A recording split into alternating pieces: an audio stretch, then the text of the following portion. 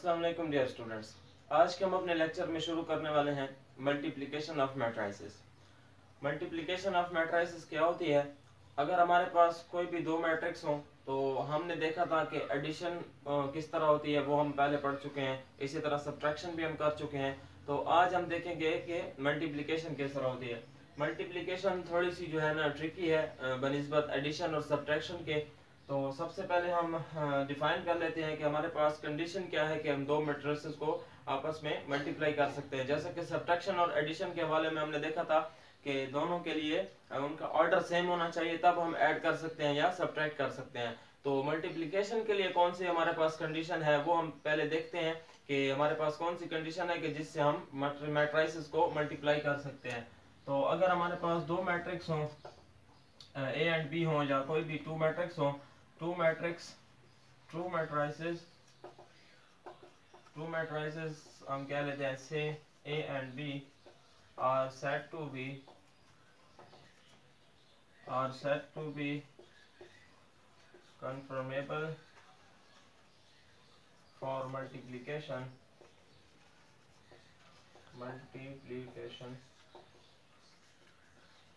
If हमारे पास दो मैट्रिसेस, हम कहते हैं ए और बी, कोई भी दो मैट्रिसेस हैं और वो हम कहते हैं कि कंफर्मेबल का मतलब आप कर लें, रेडी कर लें, कि मतलब वो मल्टीप्लिकेशन के लिए रेडी है।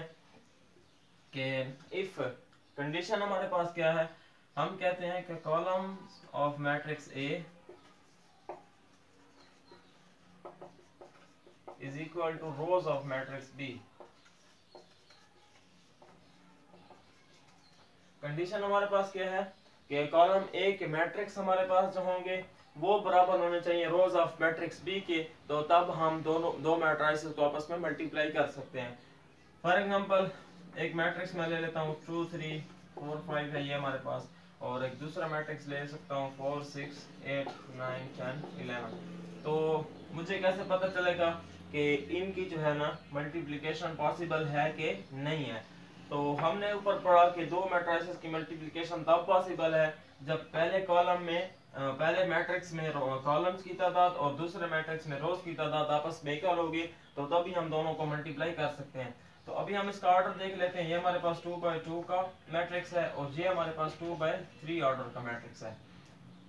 तो इसमें हम देख सकते हैं कि इसमें कॉलम्स कितने हैं, हमारे पास कॉलम्स कितने हैं, टू कॉलम्स है हमारे पास, और इसमें जो है ना रोज कितनी है, इसमें रोज 2 है। तो मतलब क्या हुआ कि इसमें कॉलम्स और इसमें रोज जो है ना आपस में इक्वल हैं, तो इन दोनों की हम मल्टीप्लिकेशन कर सकते हैं। दूसरी हमारे पास जो है ना एक ट्रिक है दो मैट्रिसेस की उसको चेक करने के लिए। हमारे पास एक ट्रिक है दो मैट्रिसेस की मल्टीप्लिकेशन चेक करने के लिए कि हम उन दोनों को मल्टीप्लाई कर सकते हैं कि नहीं कर सकते। फॉर एग्जांपल हमारे पास कोई भी मैट्रिक्स गिवन है जिसका ऑर्डर हमारे पास 2 by 2 है, ठीक है, और हमारे पास एक दूसरा मैट्रिक्स गिवन है जिसका ऑर्डर 2 by 4 है। अगर हम देखें कि ये वाली टर्म्स जो है ना कैंसिल हो जाएं, तो हम कहते हैं कि इन दोनों गिवन मैट्रिक्स की मल्टीप्लिकेशन हमारे पास क्या है, पॉसिबल है। तो हम एक एग्जांपल लेके उसको देख लेते हैं कि हम क्या कहते हैं कि मल्टीप्लिकेशन होती कैसे है। मल्टीप्लिकेशन का एक प्रोसेस है छोटा सा। हम कोई भी मैट्रिक्स दो ले लेते हैं, for example 2 2 3 3 and second matrix ले लेते हैं 2 1 2 1 2 3। ये हमारे पास दो मैट्रिसेस गिवन है। अभी हमें करना क्या है, अभी हम इन दोनों को मल्टीप्लाई करना है। मल्टीप्लाई करना है तो सबसे पहले अभी हमने कंडीशन देखी कि हमारे पास इसमें कॉलम्स की तादाद और इसमें रोज की तादाद इक्वल होनी चाहिए। तो इसको हम एक ट्रिक के जरिए भी हम ट्रैक कर सकते हैं कि इनकी मल्टीप्लिकेशन पॉसिबल है कि नहीं है।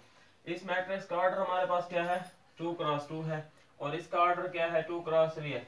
हमने देखा कि अगर ये टर्म्स कैंसिल हो जाएं तो मतलब क्या है कि इनकी मल्टीप्लिकेशन हमारे पास पॉसिबल है। अब इनकी मल्टीप्लिकेशन हम परफॉर्म कैसे करेंगे, उसके लिए लिटिल बिट एक तरीका है कि हमने क्या करना है, हमने फर्स्ट रो सबसे पहले लेनी है, ठीक है, और उसको मल्टीप्लाई करना है फर्स्ट कॉलम से। पहली रो पहले कॉलम से मल्टीप्लाई करनी है और इस करस्पॉन्डिंग एंट्रीज को मल्टीप्लाई करना है। मतलब कि इस ट्रू करस्पॉन्डिंग एंट्री है इस 2 के, और ये करस्पॉन्डिंग एंट्री है किसके, इसके, और इसको हम मल्टीप्लाई करेंगे 2 2 4 और प्लस ऐड कर देंगे 2 मल्टीप्लाई बाई 2, इस 2 को इसके साथ मल्टीप्लाई करेंगे प्लस इस 2 को मल्टीप्लाई करेंगे 1 के साथ, और ये जो सेकंड एंट्री आएगी उसको हम थर्ड आएगी फोर्थ आएगी उसको हम प्लस करके लिखते जाएंगे। अभी फर्स्ट रो को हमने फर्स्ट कॉलम के साथ मल्टीप्लाई कर दिया। नेक्स्ट हम क्या करेंगे, इस फर्स्ट रो को सेकंड कॉलम के साथ मल्टीप्लाई करेंगे। ये इसको फर्स्ट के साथ किया, अभी इसको सेकंड कॉलम के साथ मल्टीप्लाई करेंगे और कोरेस्पॉन्डिंग एंट्रीज को मल्टीप्लाई करके आपस में ऐड करते जाएंगे। तो 2 क्रॉस 1 प्लस ये 2 इसके साथ 2 क्रॉस 2 हो जाएगा। नेक्स्ट फिर क्या करेंगे, इस फर्स्ट रो को हम थर्ड कॉलम के साथ मल्टीप्लाई करेंगे।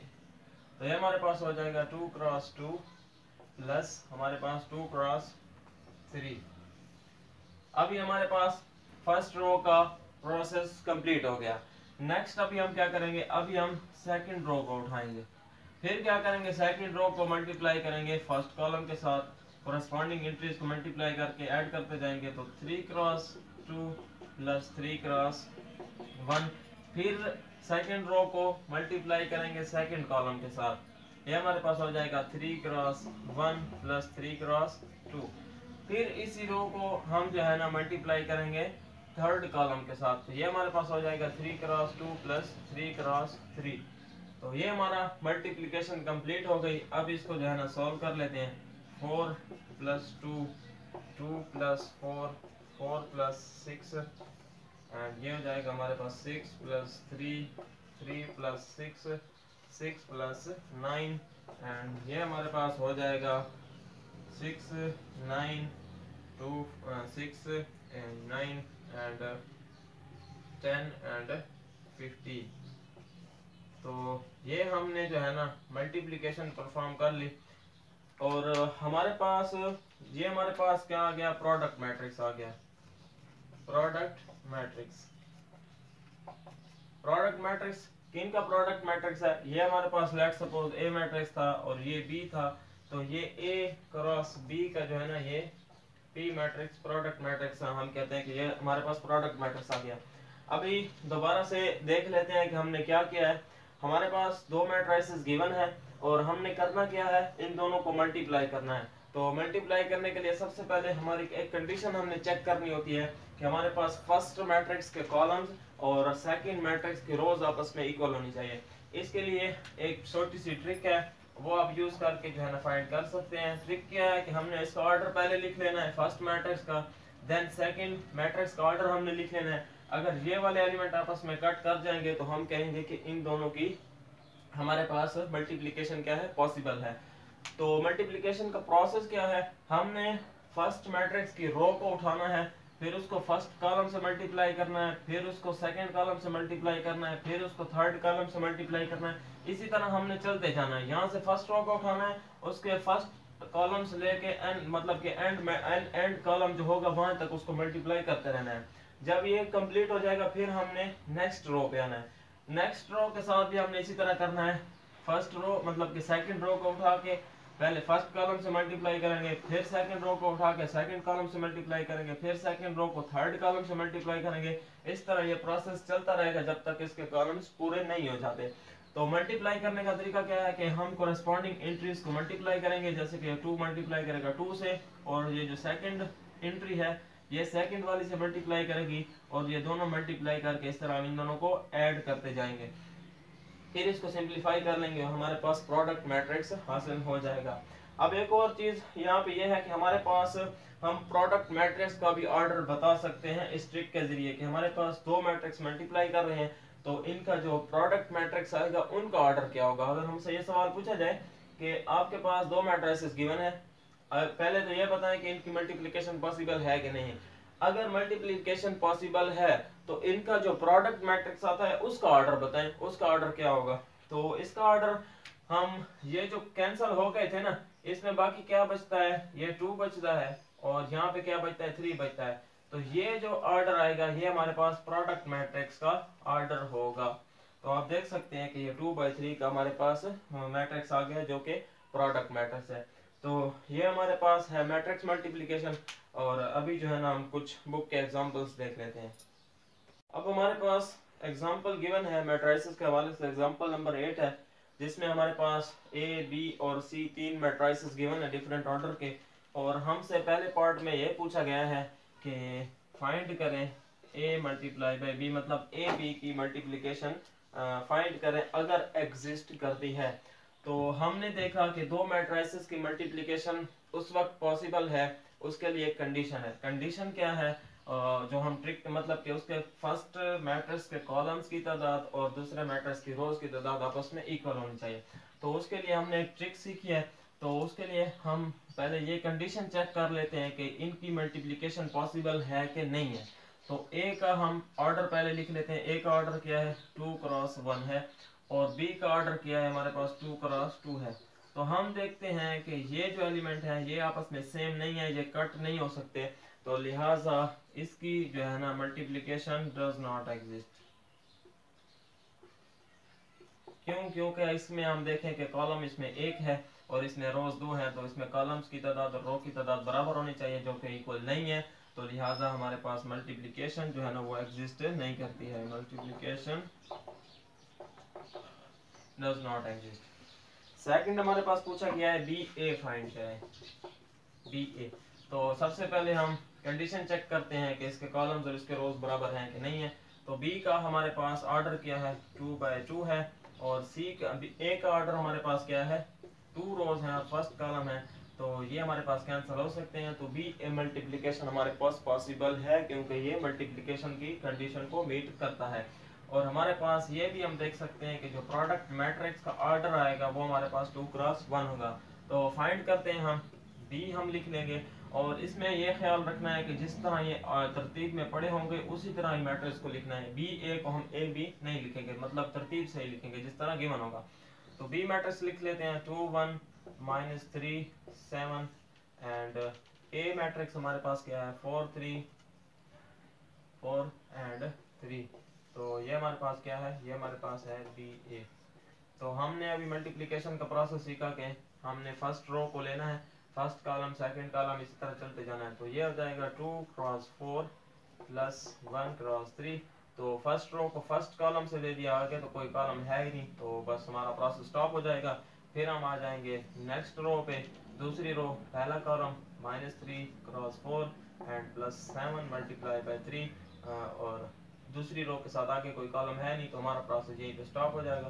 तो ये बी ए हमारा आ रहा है, तो ये हमारे पास आ जाएगा 4 2 8 +3 -12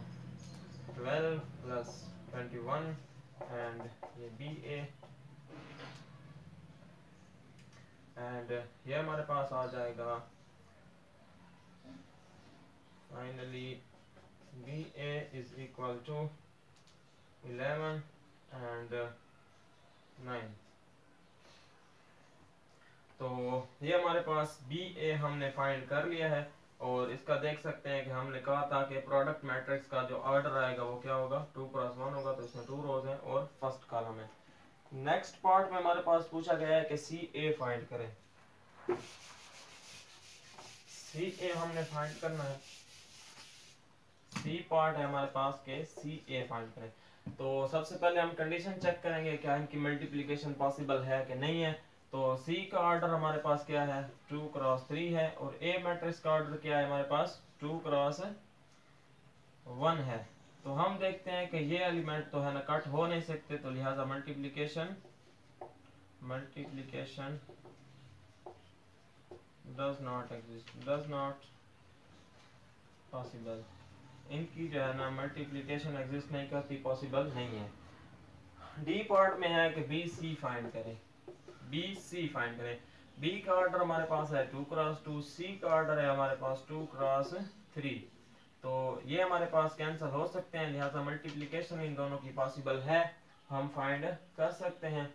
तो फाइंड कर लेते हैं बी सी, हम फाइंड कर लेते हैं बी सी हमारे पास आ जाएगा। बी मैट्रिक्स है 2 1 -3 7, एंड सी है हमारे पास 3 -2 1 2 4 -6।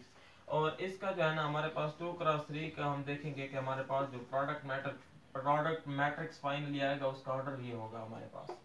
तो मल्टीप्लाई कर लेते हैं, 2 3 6 +2 1 2 -4 एंड +4, 2 1 2 -6, एंड ये हो जाएगा -9 +14 एंड 6 +2 28 एंड ये हो जाएगा -3 माइनस 42। तो ये फाइनली हो जाएगा 8 0 -4 एंड 6 हो जाएगा, सॉरी 5 एंड 34 एंड ये हो जाएगा -45। तो ये हमारे पास BC हमने फाइंड कर लिया और इसका ऑर्डर हमने पहले ही हमें पता चल गया था कि प्रोडक्ट मैट्रिक्स का जो ऑर्डर होगा 2x3 होगा। तो आप देख सकते हैं कि ये हमारे पास 2/3 का मैट्रिक्स है। नेक्स्ट पार्ट में हमारे पास है ई पार्ट के C B फाइंड करें, C और B फाइंड करें, C मल्टीप्लाई बाय B। तो D पार्ट में क्या है, हमारे पास C B फाइंड करना है। तो इसके लिए हम चेक कर लेते हैं कंडीशन कि ये इसकी मल्टीप्लिकेशन पॉसिबल है कि नहीं है। तो C का ऑर्डर है हमारे पास 2x3, जबकि B का ऑर्डर है हमारे पास 2x2। और ये ऑर्डर मतलब के तरतीब के साथ लिखना है। फर्स्ट मैट्रिक्स हमारे पास C है तो पहले हम C का ऑर्डर लिखेंगे। नेक्स्ट मैट्रिक्स हमारे पास B है तो हम B का ऑर्डर लिखेंगे, फिर हम चेक करेंगे।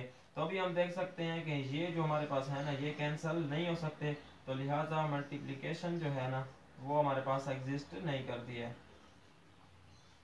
मल्टीप्लिकेशन डज नॉट एग्जिस्ट, क्योंकि ये मल्टीप्लिकेशन की जो हमारे पास कंडीशन है उसको मीट नहीं करता है। अब हमारे पास है एग्जांपल नंबर 9। एग्जांपल नंबर 9 में हमारे पास 3 मैट्रिसेस गिवन है और कुछ पार्ट्स में क्वेश्चन गिवन है जो कि हमने आंसर करने हैं। तो फर्स्ट पार्ट है हमारे पास AB हमने फाइंड करना है। A मैट्रिक्स है कि आप फाइंड करें AB। तो हमें पता है कि पहली कंडीशन हम इनकी चेक करेंगे। A का ऑर्डर हमारे पास 2x2 है, order of A, and order of B हमारे पास क्या है, वो भी 2x2 है। तो ये हमारे पास कट गए हैं और प्रोडक्ट मैट्रिक्स का आंसर ऑर्डर हमारे पास 2/2 आएगा और इनकी मल्टीप्लिकेशन पॉसिबल है। तो फाइंड कर लेते हैं 4 3 7 1। ये AB हमारे पास है और B हमारे पास है 1 2 5 3। तो ये हमारे पास आ जाएगा 4 प्लस 15 एंड 8 प्लस 9 एंड ये हो जाएगा 7 प्लस 5 एंड 14 प्लस 3 और ये हमारे पास इक्वल हो जाएगा 19 17 और 12 और 17। तो इसको आप देख सकते हैं कि 2/2 का मैट्रिक्स है और ये हमारे पास है AB। नेक्स्ट हमारे पास पूछा गया है कि A² फाइंड करें। अब A² हम कैसे फाइंड करेंगे, अगर A² को हम इस तरह भी लिख सकते हैं A मल्टीप्लाई बाई A। तो हमें पता है कि जब बेस सेम हो तो पावर ऐड हो जाती है, तो ये A² ही आएगा। तो इसको हम फाइंड कर सकते हैं। A मैट्रिक्स को A से ही हमने मल्टीप्लाई करना है, 7 1 और 2 3 4 3 7 1। तो सिमिलरली इसको इसी तरह ही आप मल्टीप्लाई करके इसका आंसर जो है ना फाइंड कर लेंगे, इजी है। और नेक्स्ट हमारे पास पूछा गया है कि D पार्ट है। D पार्ट में क्या गिवन है कि A B और C जो है ना फाइंड करें। तो हम देख लेते हैं A का, और इसमें जब हमारे पास 3 मैट्रिक्स गिवन होंगे, इसमें नोट करने की बात यह है कि अगर हमारे पास 3 मैट्रिक्स गिवन हो या 4 मैट्रिक्स गिवन हो तो पहले हम क्या करेंगे, पहले हम 2 मैट्रिक्स को मल्टीप्लाई करेंगे, फिर 2 का हमारे पास एक प्रोडक्ट मैट्रिक्स आ जाएगा। एक प्रोडक्ट मैट्रिक्स आ जाएगा तो फिर अगेन हम उसको C से मल्टीप्लाई करेंगे, मतलब हमारे पास 2 मैट्रिक्स बचेंगे। तो इस तरह हम ये प्रोसेस चलाते जाएंगे, मतलब हम दो मैट्रिक्स को मल्टीप्लाई करते जाएंगे। तो अभी हम पहले इसकी कंडीशन चेक कर लेते हैं कि क्या ये इसकी मल्टीप्लिकेशन पॉसिबल है कि नहीं है। तो सबसे पहले क्योंकि हम 2 मैट्रिक्स मल्टीप्लाई करेंगे तो हम 2 मैट्रिक्स का चेक कर लेते हैं कंडीशन।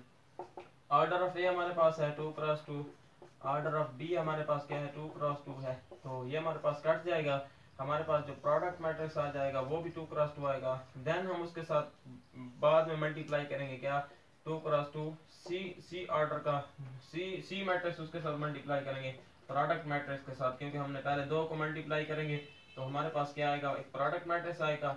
तो फिर इस प्रोडक्ट मैट्रिक्स के साथ हम C को मल्टीप्लाई करेंगे तो ये प्रोडक्ट मैट्रिक्स का ऑर्डर आएगा हमारे पास, और C मैट्रिक्स का है तो अगेन ये हमारे पास मल्टीप्लिकेशन पॉसिबल होगी। जो हमारे पास फाइनल मैट्रिक्स बचेगा वो हमारे पास 2x2 का होगा। तो ये आप फाइंड कर सकते हैं, इजी है। नेक्स्ट हमारे पास ये पूछा गया है कि आप ये बताएं कि A B जो है ना क्या वो इक्वल है B A के। ए बी हमने फाइंड किया हुआ है, तो बी ए हम फाइंड कर लेते हैं। तो फिर देखते हैं कि क्या इक्वल आता है कि नहीं आता। ए बी हमारे पास गिवन है, अब बी ए फाइंड कर लेते हैं। बी हमारे पास है 1 2 5 3, ए हमारे पास है 4 3 7 1। तो ये हमारे पास आ जाएगा 4 + 14 3 + 2 एंड ये हमारे पास हो जाएगा 20 + 21 एंड 15 + 3। तो ये हमारे पास इक्वल हो जाएगा 18 एंड 5 एंड 41 एंड 18। ये हमारे पास आ गया क्या, बी ए। तो अगर हम देखें ये हमारे पास है बी ए और ये हमारे पास ए बी, तो क्या ए बी हमारे पास इक्वल है बी ए के? तो यहाँ से हम ऑब्जर्व कर सकते हैं कि ए बी जो है ना बी ए के इक्वल नहीं है। तो हम यहाँ पे रिमार्क में एक चीज लिख लेते हैं कि यहाँ से हमें क्या पता चलता है। तो अगर हमारे पास इन मैट्रिक्स मल्टीप्लिकेशन में हमारे पास क्या होता है, मैट्रिक्स मल्टीप्लिकेशन में हमारे पास A B does not equal to B है, जो कम्यूटेटिव प्रॉपर्टी है ना वो होल्ड नहीं करती है। इसका मतलब ये है जनरली तौर पे अगर हम देखें, तो अगर पहले हमने देखा था, क्या देखा था कि a + b = b + a। हमारे पास मैट्रिसेस में एडिशन कम्यूटेटिव है, लेकिन हमारे पास मल्टीप्लिकेशन कम्यूटेटिव नहीं है। हमारे पास A B does not equal to B A, multiplication हमारे पास मैट्रिसेस की कम्यूटेटिव नहीं है। और नेक्स्ट हमारे पास है कि एसोसिएटिव है, कम्यूटेटिव नहीं है लेकिन एसोसिएटिव है। अगर हम बी सी मल्टीप्लाई करें और बी सी को मल्टीप्लाई करें, उसका जो प्रोडक्ट मैट्रिक्स आएगा फिर ए के साथ मल्टीप्लाई करें, या हम ए बी को पहले मल्टीप्लाई करके सी के मल्टीप्लाई करें, तो मतलब कि एसोसिएटिव मल्टीप्लिकेशन होल्ड करती है लेकिन कम्यूटेटिव प्रॉपर्टी जो है ना होल्ड नहीं करती है। अब हमारे पास है एग्जांपल नंबर 10। एग्जांपल नंबर 10 में एक टेबल दिया हुआ है जिसमें हमारे पास 4 टीम्स हैं और उनका कुछ जो है ना स्कोर्स जो है ना गिवन है कि इन्होंने विन किया है और इन्होंने ड्रॉ किया है और इन्होंने लॉस किया है। और उसके साथ हमारे पास a team is awarded 2 points 1 points and 0 points for each win draw and loss respectively. हमारे पास जो है ना पॉइंट्स भी गिवन है, जिन्होंने विन किया है, ड्रॉ किया है या लॉस किया है। और हमसे पूछा गया है कि जो है ना एक पी मैट्रिक्स फाइंड करें जो कि इन पॉइंट्स को रिप्रेजेंट कर रहा है। तो हमारे पास टू पॉइंट्स जो है ना विन करने वालों ने फाइंड किए हैं और 1 पॉइंट जो है ना ड्रॉ को मिला है और 0 पॉइंट हमारे पास लॉस को मिला है रिस्पेक्टिवली। ये पी मैट्रिक्स हमने फाइंड करना था, कॉलम मैट्रिक्स। और नेक्स्ट हमारे पास है कि हमने जीपी फाइंड करना है कि हमारे पास ये जीपी क्या चीज़ है और फिर उसको एक्सप्लेन भी करना है। तो इसको फाइंड कर लेते हैं। 4 1 3 5 2 1 2 4 2 4 0 4 मल्टीप्लाई बाय हमारे पास है 2 1 0। तो हम पहले चेक कर लेते हैं क्या है इसकी मल्टीप्लिकेशन पॉसिबल है कि नहीं है। ये हमारे पास 4/3 का मैट्रिक्स है और ये हमारे पास 3/1 का है, तो हमारे पास ये कैंसिल हो सकते हैं। तो मतलब कि मल्टीप्लिकेशन हमारे पास पॉसिबल है और जो प्रोडक्ट मैट्रिक्स आएगा हमारे पास उसका जो ऑर्डर होगा वो 4x1 होगा हमारे पास। तो फाइंड कर लेते हैं। हमारे पास 4 2s are 8 + 1 एंड +0 हो जाएगा एंड हमारे पास 5 2s are 10 एंड +2 और 0 हो जाएगा हमारे पास एंड 4 प्लस हमारे पास हो जाएगा 4 0 हो जाएगा नेक्स्ट और हमारे पास हो जाएगा 8 प्लस हमारे पास हो जाएगा 0 और ये भी हमारे पास हो जाएगा 0। तो ये मैट्रिक्स हमारे पास हो जाएगा 9 12 एंड 8 एंड हमारे पास 8। तो ये हमने जीपी मैट्रिक्स जो है ना फाइंड कर लिया है। और ये हमारे पास अभी पूछा गया है कि ये रिप्रेजेंट किसको करता है। तो ये हमारे पास रिप्रेजेंट करता है, ये हमारे पास क्या थे, ये हमारे पास स्कोर्स थे और ये हमारे पास टीम्स के मतलब के जिन्होंने विन किए हैं या ड्रॉ किए हैं या लॉस किए हैं। तो जब हम इनको इससे मल्टीप्लाई करेंगे तो ये हमारे पास जीपी रिप्रेजेंट करेगा इन सारी की सारी टीम्स के स्कोर को रिप्रेजेंट करेगा। So GP represent the scores of team. तो ये टीम के स्कोर्स को जो है ना रिप्रेजेंट कर रहा है। तो ये हमारा आज का लेक्चर था मल्टीप्लिकेशन ऑफ मैट्रिसेस के हवाले से। जिसमें आपने देखा कि दो मैट्रिसेस की मल्टीप्लिकेशन तब पॉसिबल होती है जब फर्स्ट मैट्रिक्स के कॉलम्स बराबर होने चाहिए सेकंड मैट्रिक्स की रो से, और उसका प्रोसेस भी आपने देखा और कुछ एग्जांपल हमने डिस्कस की। तो आज का लेक्चर हमारा यहाँ तक था। तो इंशाल्लाह हम अपने नेक्स्ट लेक्चर में शुरू करेंगे एक्सरसाइज नंबर 6.3। तो मिलते हैं हम अपने इंशाल्लाह नेक्स्ट लेक्चर के साथ।